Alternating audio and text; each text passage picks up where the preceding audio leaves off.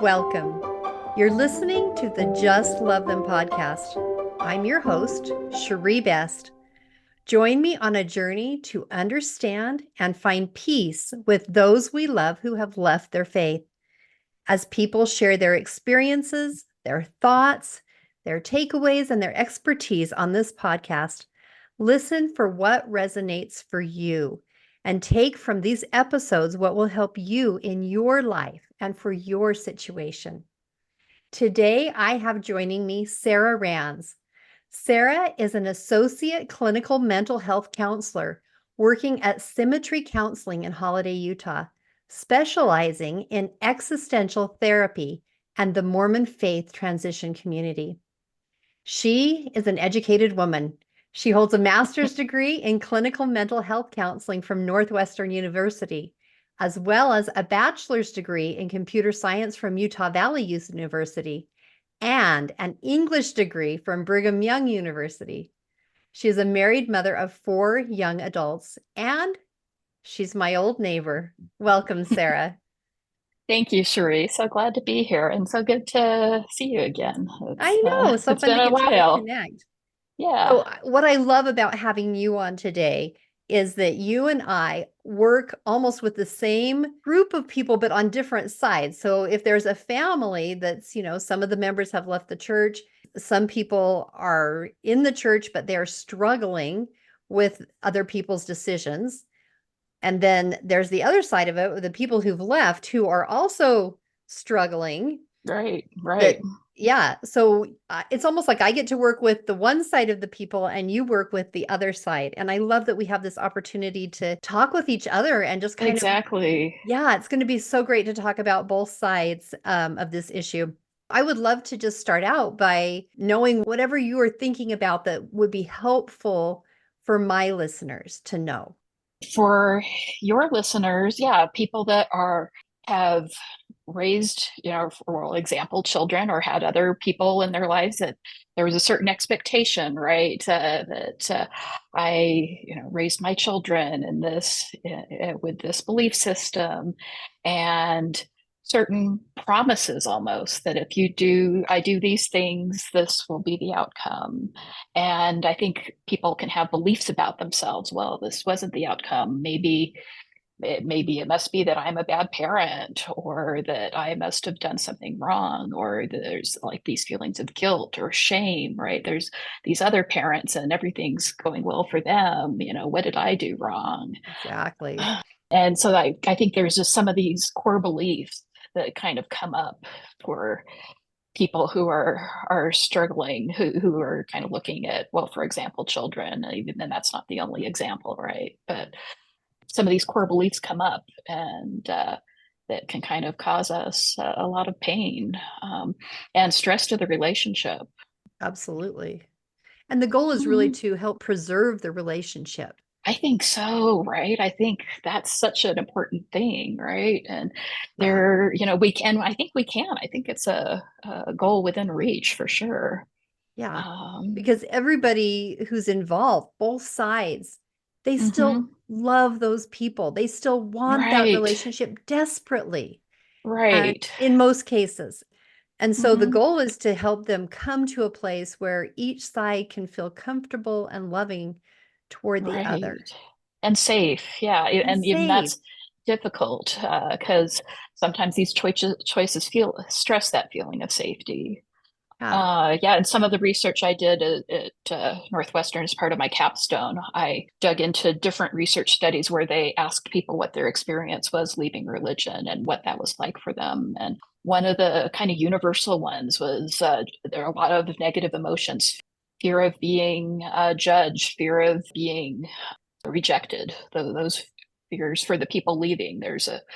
And that like leads people to not want to leave. People like are not itching to leave, right? They want to keep things as is with the status quo because they know it's going to be so difficult. They're going to be facing such social stigma sometimes Uh-huh. for leaving. And so anyway, I don't know if any of that is helpful for your listeners to kind of one other thing that came up with the research was that people who left didn't experience it as a choice. There was this sense of realizing that their beliefs had changed and not really consciously choosing it. And there was the words in the literature were unwanted, and this experience was unwanted and resisted.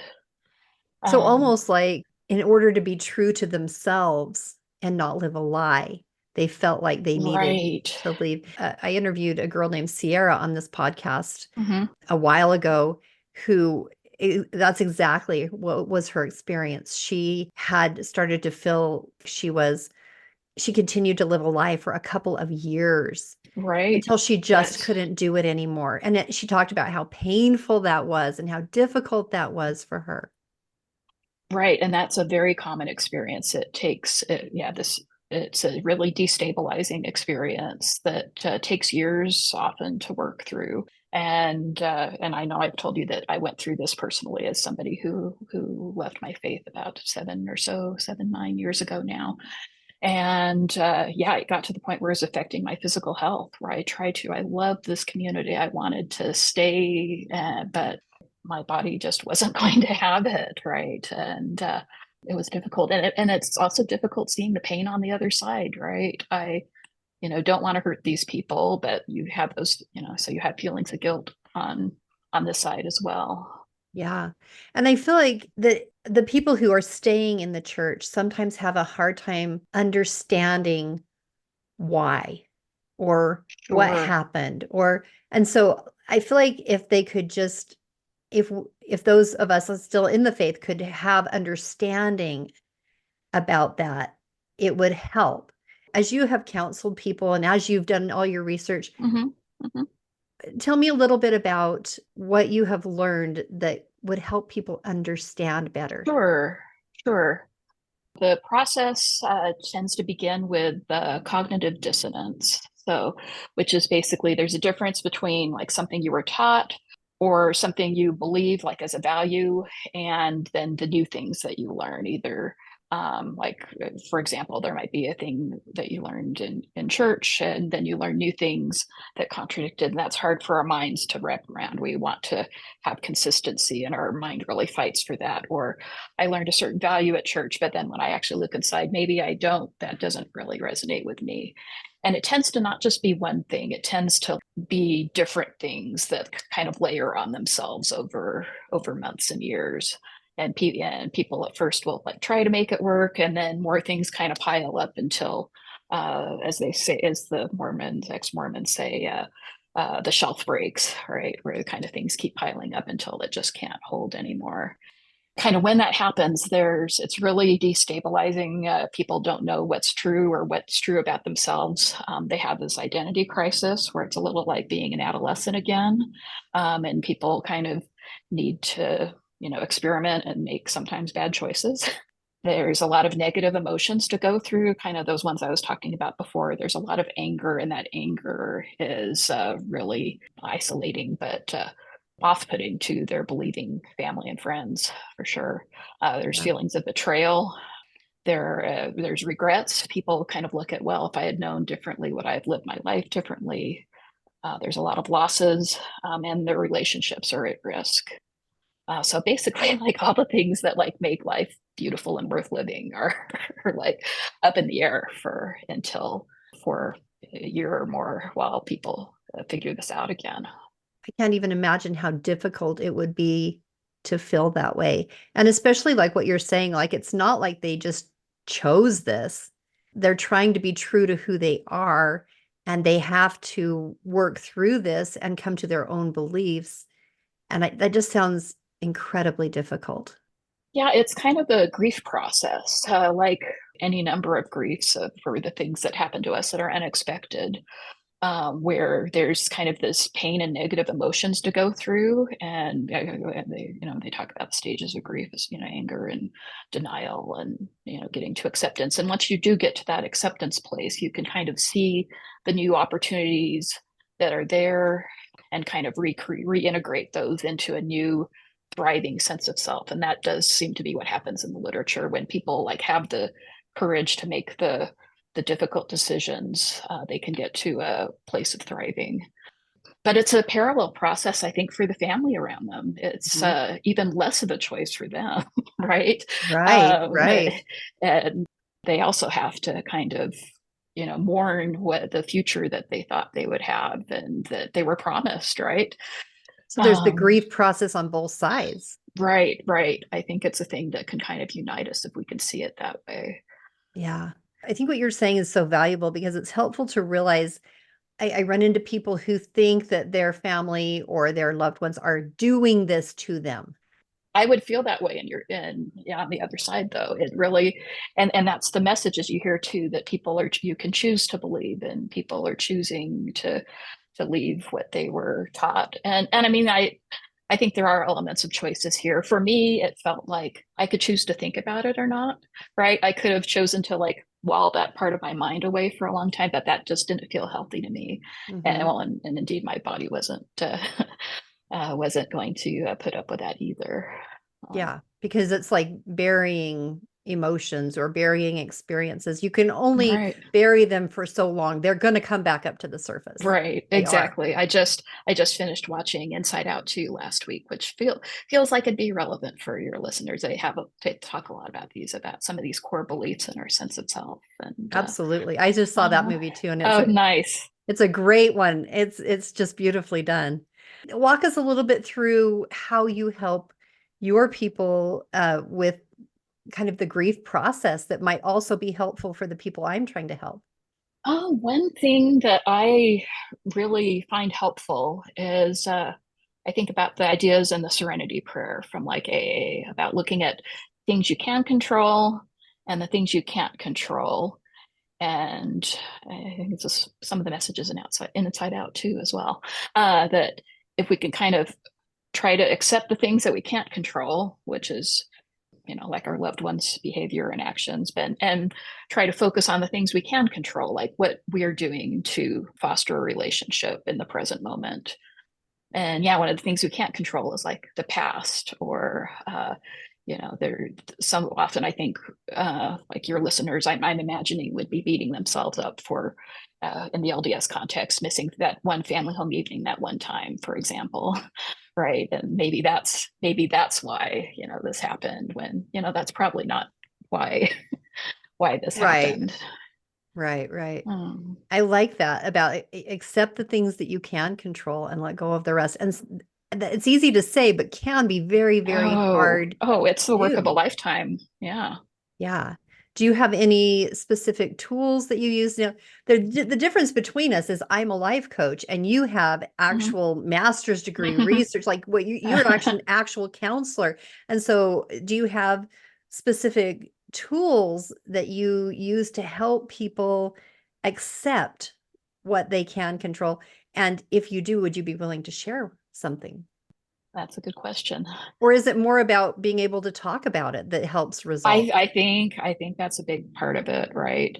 There are beliefs in therapy and cognitive behavioral kinds of therapy, like about exploring, being curious about what some of the core beliefs, like for your listeners, behind the pain of this. What core belief is there behind this pain? What kind of expectation didn't get met? Um, is it guilt? Is it shame? Is it I'm a failure as a mom? Is it if my children loved me, they would do what I taught them to do? Like, what kinds of things are there? And I think some of those core beliefs can kind of be in the shadows and we aren't really aware of them. But when we kind of can raise them to our conscious awareness, we can look at them in the light of day and say, well, do I really believe that? Do I believe that like God would punish me forever because I missed a family night that one time, for example? And maybe you look at that and you're like, no, I actually don't think of it that way. And how do you get down to those core beliefs? Is it by Yeah. letting the people talk and are you able to identify them or are they able to identify them on their own? I think it's kind of just being curious, I guess, and having a conversation, like you're saying. I think behind the pain, there are some of these beliefs, but I don't know. I haven't worked with your population a lot. Right. This is more what I would imagine in your shoes. Yeah. What kinds of things do you see? I think exactly what you're saying, that there is Mhm. pain and it can manifest itself as sadness. It can manifest as Mm-hmm. anger. It can Mm-hmm. manifest as frustration. It can manifest in so many ways.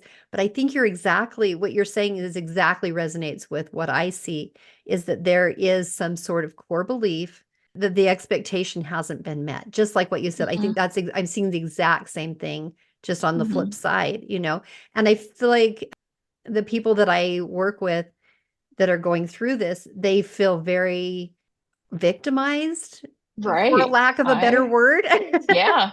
Yeah. Because they feel they had no choice in the matter. They felt like they did Absolutely. everything that they could, everything that And I'm they sure they did. should. I don't like should words. Should isn't as a shaming word, but they feel like they did everything they should, and the expectation was not met. And it's not met because there is a core belief underneath there, that not that it's a faulty core belief, but just they had a core belief that did not come out the way that they believed it would, you know? Right. And I think it's similar to that cognitive dissonance piece in the faith transition journey. Yes. It's Yes. really hard to square those two things. Yeah, because I think all of us tend to do this to some degree. This Mhm, means that. If I do this, this means that. And we mhm. interpret things to mean things. And we expect that if we have certain behaviors, we're going to get certain other behaviors in return from other people. I think that that just is not the case, even though we kind of are raised or were raised to believe that it was, and often is the case, but Mhm. we expect it to be an absolute, and it's so not. Right. I would also zoom out a little bit and say some of this is like a universal parenting journey. We all like are given these little babies and we like control their world 100%. And then they grow up and they start getting their own ideas and we don't like it. And since the beginning of time, like the older generation has been complaining about the younger generation like forever. And so some of this isn't like a faith specific thing. We had control of our kids once upon a time and now we don't. And, Mhm. you know, there's a part of all of us parents that like think we could do it better if we just had the chance, you know? I think that's a really good point, because especially where we had at one point as a parent, and I know this is not everybody's dilemma is with a child. Some are with, Right. friends or siblings Mm-hmm. or their own Mm-hmm. parents who've made a Mm-hmm. Or shift, spouse. Yeah. or a spouse. Yes, absolutely. But in the parenting world, I think you're absolutely right. There's an added element because as a parent, you do literally have control over little kids, to some Mm-hmm. degree. Mm-hmm. You don't have control over their emotions, but you have control over a lot of things. And as that goes away and they make their own choices, yeah, it's very disconcerting, especially if they aren't, doing what you thought they were going to do. And Right. it's Right. not religion necessarily based in that way. So to add the religious piece on top of it only compounds the problem or the Exactly. issue or the feelings. Mm-hmm.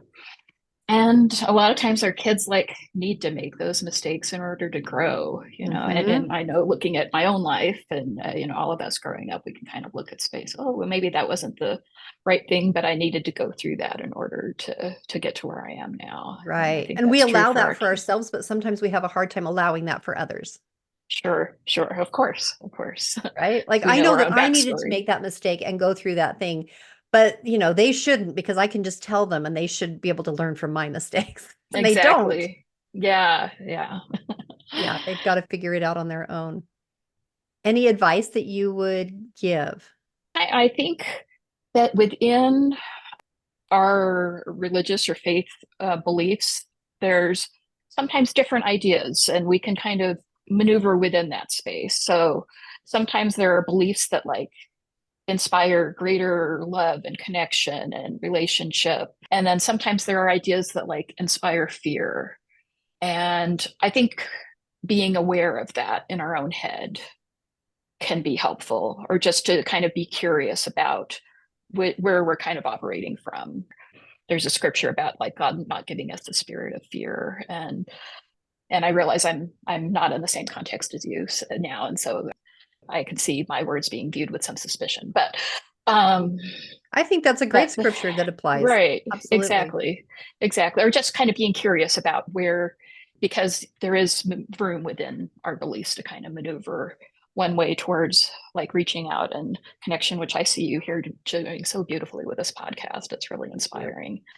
But then there are other beliefs that like make you worry about like what the next life is with your family, um, and that can kind of be a sadder place to be. And so I choosing connection where you can. Yeah.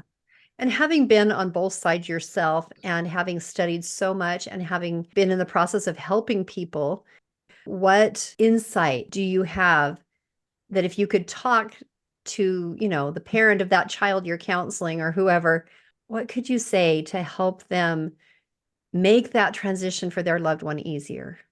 Like maybe it's what could they do differently that would help make it easier? Oh, what if I were to speak personally here? If I could talk to my mom, you're a great mom, and this had nothing to do with your parenting of me, right? This was my own thing that I had to do, and I hope time has shown that I've been, making good choices and have been trying to reach out and connect with family. You're an amazing mother. My choices don't have anything to do with the way you raised me. You raised me amazing, and I'm so grateful for you. That's so beautiful. I think that would give solace to any parent who has any kind of difference in any kind of Mm, belief with their child. It would give solace to I hear hope that. so. And I love that. I love that attitude. Thank you so much for sharing that. Mm, thank you. Are there any last things that you would like to add? This is a really difficult experience for everybody. When I in my education, I was not in a religious context, right? This was an out of state university. And so a lot of people were very curious about this phenomenon, and also just really could see just how destabilizing and difficult it is for the people leaving, and yeah, for family and family as well. It, I would just encourage a lot of self-compassion for for what you're going through on either side, and trust, keep reaching out to each other and trust that, it's going to work out, and let time heal this. Beautiful advice. Mm. Sarah, will you take just a minute and tell us a little bit about how people could connect with you? So I'm assuming that, I may have listeners whose children are struggling on the other side who have Mm-hmm. left their faith and would maybe like some support on their side. How could they connect with you? Sure. I'm a clinical mental health counselor here at Symmetry Counseling and Holiday. That's Natasha Helper's practice up here. And I work a lot with the faith transition community and LDS community and high demand religion communities more generally. And I think the website is symmetrycounseling.com. And my name is Sara Rands on there. My email is sarah.rands.cmhc@gmail.com, and be happy to see how we can help. Absolutely. And I will put all that information in the show notes. So if my Mm-hmm. listeners, if you're driving or you're not in a place where you could hurry and write that down, I will put those links in the show notes. So you can just go there and click on them and reach out to Sarah or pass on the information to your loved ones who may need some support on their side, who can then reach out to Sarah. Sarah, thank you so much for being here with Yeah. me today. I really appreciated your insights, your thoughts, your wisdom, and especially your expertise. Oh, thank you. I'm so glad to see that you're doing this, and glad to connect. Me too.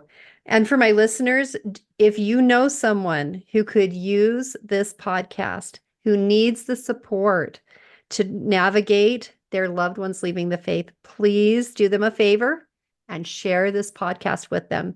And also, you can go in and join the private Facebook group called Just Love Them. That's a platform where you can ask questions, you can share your experiences, you can support others. It's a beautiful place where you can have some conversations with each other. I'm also going to put that link in the show notes so you can click on that and join that group. Please join me again next time. for another episode of Just Love Them.